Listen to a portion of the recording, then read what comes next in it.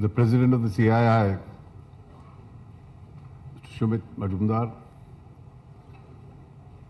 the Director General, Mr. Chandrajit Banerjee,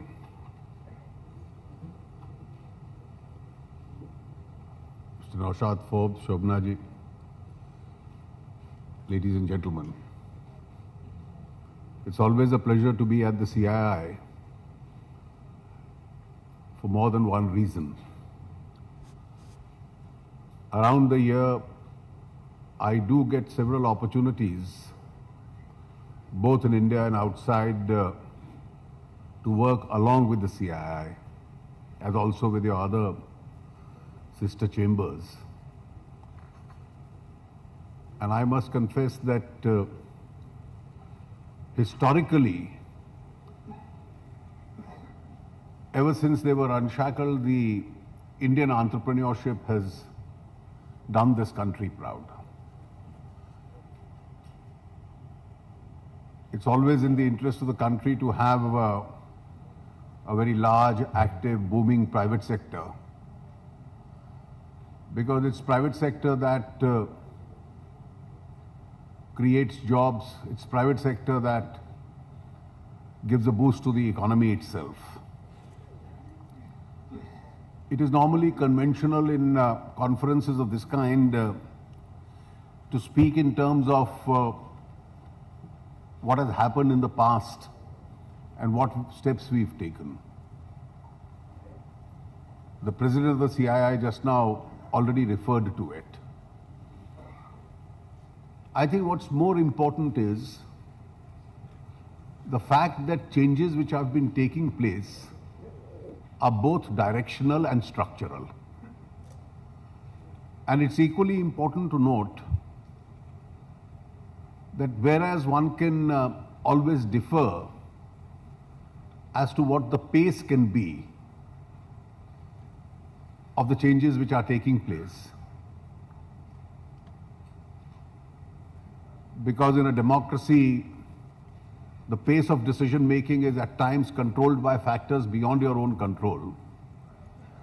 But at the same time, what's equally important is that the direction of decision making doesn't get reversed.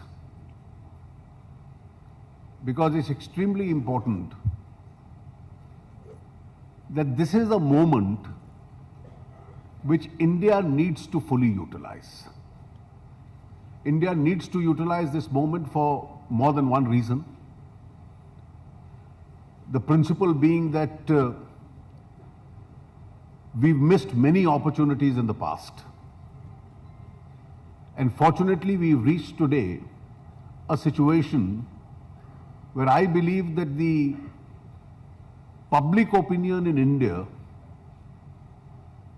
is strongly aspirational and wants India to grow. And therefore, any form of obstructions to that whole growth process and what can expedite growth process doesn't get a popular sanction or support. These are very rare moments in history and we cannot allow to lose these opportunities. Secondly, there are factors globally which are hurting economies across the world. And of course, they also have an adverse impact on us. But within that adversity, India is trying to find a place for itself where we are able to stand out. And not only are we able to stand out, but we stand out and get noticed. My own experience of visits internationally, and some of the colleagues here have been extensively traveling with me, is that people are seriously looking at what's happening in India.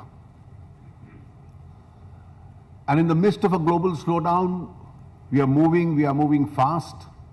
And it's extremely important that we continue the pace of change and reform so that at a time when growth returns to the rest of the world, it will only accelerate the point where we've reached at the present moment.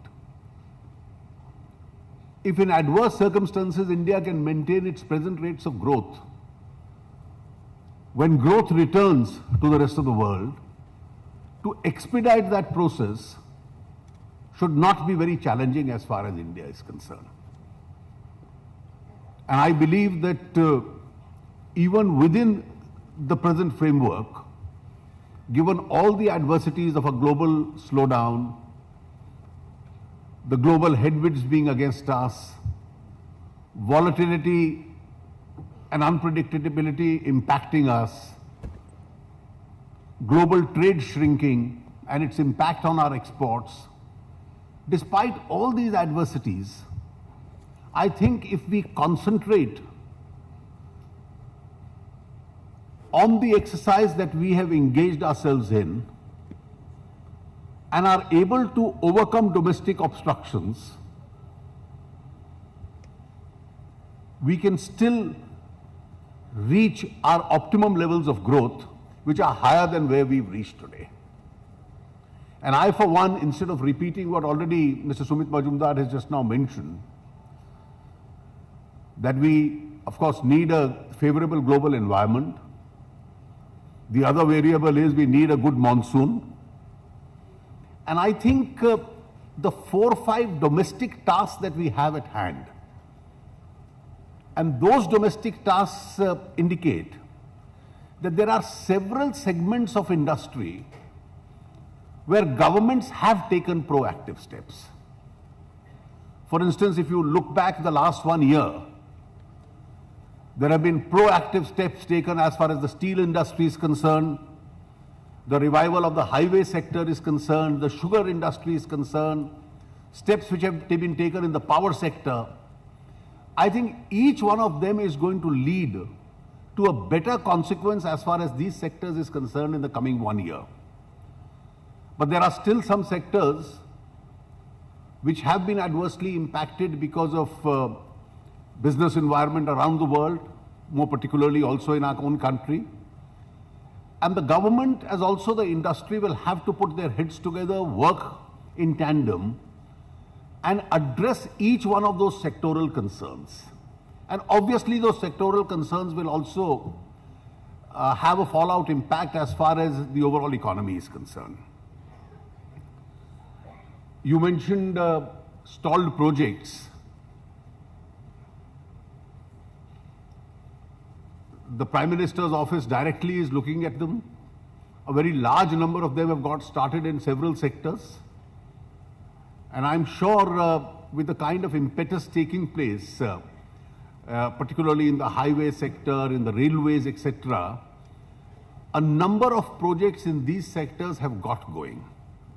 But more important than that, I think the taxation reforms which we have undertaken and which we have publicly committed ourselves to, both in the field of direct tax and indirect tax, I think that's an important agenda over the next 1 or 2 years, where we have to cover a lot of space as far as those areas are concerned.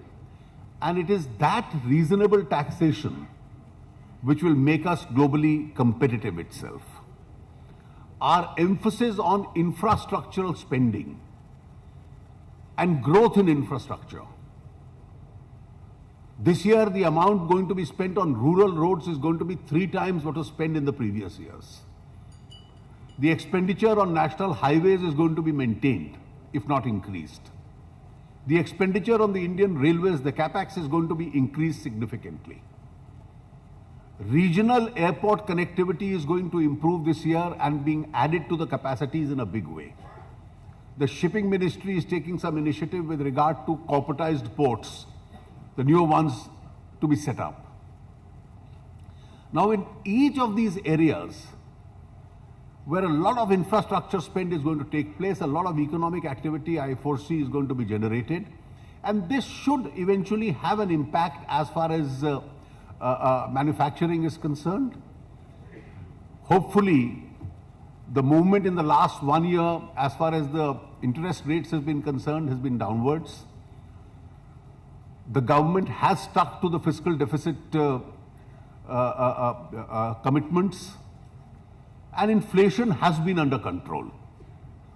And therefore, I do hope that this movement will continue in order to make our own economy more competitive with more competitive interest rates. The entire emphasis of extra expenditure on the rural areas. And therefore, this time we've devised various instrumentalities of increasing the spend in rural areas. Targeting individual villages to make sure that each one of them is electrified. To make sure that irrigation spreads. There are at least 5 or 6 heads in the budget. Even though irrigation is a state subject where the central government is taking the lead in assisting the states as far as irrigation is concerned. Additionally, interest subventions, a larger farm credit. Now, each one of these steps in the budget that we've announced, and there are several heads, continuing the expenditure and exceeding the expenditure of the previous years, even on schemes like Manrega, linking them to asset creation, particularly the creation of ponds. Now, these are all instrumentalities by which we are trying to improve the productivity as far as rural areas is concerned. And this ambitious target of doubling the farm income that we have set, wherein other instruments of increasing farm income are also going to be utilized.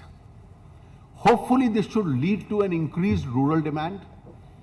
And an increased rural demand is going to fill in the holes as far as the economy is concerned. And hopefully may help in reviving private sector investment in this country. While I say this, I am not unmindful of the fact that being a large democracy and a noisy one at that, we have a large number of challenges. And I think it is an important responsibility of all institutions, the government, the industry, the chambers, other thinking people, to make sure that the debate on these issues moves in the right direction and therefore enables Indian society as the world's largest democracy and an aspirational democracy to add maturity to that debate. Take, for instance, responsible political groups taking a position which supports high interest rates. Now, something which is absolutely capable of making us into a sluggish economy. The concern of the retirees world over is addressed by pension funds which bring you the best returns. Already schemes like the National Pension Scheme are bringing very attractive returns. And when more of such products is going to come up, it's a vulnerable section whose interest has to be protected. And therefore, people will have to look at these various products. But in the process, you will have deposit rates and lending rates which have in the long run to come down if the economy is to become more competitive. And therefore, the direction of the debate has to be matured enough as to what helps the interest of the country. And we'll probably have to communicate in simpler languages so that all this can eventually also mean cheaper rates at which you get your loans for houses, for your vehicles, for your education, and for other needs of the society. Take, for instance, this current debate arising out of one of my budget proposals, and I read comments of the Chief Minister of the Union Territory of Delhi, that luxury goods like gold should not be taxed. But I'd welcome if Delhi in the first instance abolishes its own VAT on gold. A union territory which taxes skimmed milk, which taxes almost every alternate food product, which taxes even mithai and sweets, to come up with an argument, and the larger impact is going to be, if I keep a luxury item out of the proposed GST, then the standard rate of GST itself will have to go up. Then for us to maintain that rate between 16 to 18%, will become extremely difficult if luxury goods are to be kept out of the GST itself. And therefore, the debate has to mature to see what is the impact of each one of these steps on the larger interest of the economy itself. And I think it is here that chambers like yours will have a very important role to play. I think as far as the Indian industry is concerned, whereas we always welcome its entrepreneurship, I also always appreciate the kind of challenges which you are facing today. But I think the Indian industry is also fighting a major battle for its own credibility. Some recent events haven't added to that credibility. And therefore, in this entire debate which is going on the non-performing assets, I'm quite conscious of the fact that an adverse business environment can lead to non-performing assets. When the cycle reverses, the NPAs also can be reversed. But the approach of leaders of the industry will certainly have to be always positive and ethical, because it is that approach which is going to add to the credibility. I remember I had come in for some adverse comment, including by some of my friends here, when in the 2015 budget we had announced a strong penal law against illegal assets abroad. And at that stage I had said that those who've committed this mistake in the past are getting one last opportunity with a compliance window in place. So the compliance window operated. Many availed of it and probably some didn't.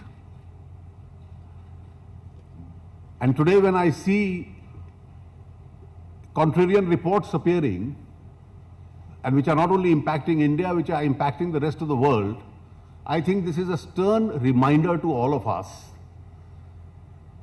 that with the G20 initiative, with the FATCA in place, with bilateral transactions in place, with effect from 2017, the world is going to be a far more transparent institution. And therefore, this kind of an adventurism will prove to be extremely costly for those who have indulged in it. The essence, therefore, of the industry will have to be entrepreneurship and will also have to be credibility. And I think if India aspires to be the fastest growing economy in the world and from there transgress into being a global leader, as far as the economy is concerned, we in government have a primary responsibility in terms of policy, in terms of guiding public opinion. And you in the industry, with all the new avenues of entrepreneurship available, with globally competitive rates, with corruption levels significantly going down, if not disappearing, with a far more ease of doing business, with more and more avenues being made available to you, and a large Indian market at place, this combination of entrepreneurship and credibility, I think, will be the essence of Indian industry as far as the future is going to come. And I'm sure the Indian industry, having led the economy in the past, will continue to move from place to place. And in the course of the next 1 year, which Naushad is going to lead the CII, I hope this year will be less challenging than the last one was. And in the last 1 year, which was extremely challenging, the government and the industry worked together. Hopefully this year the private sector investment in this country and the environment for doing business improves. And in the coming year, you lead the government rather than the government leads the economy. That will be an ideal state for the Indian economy. Thank you very much.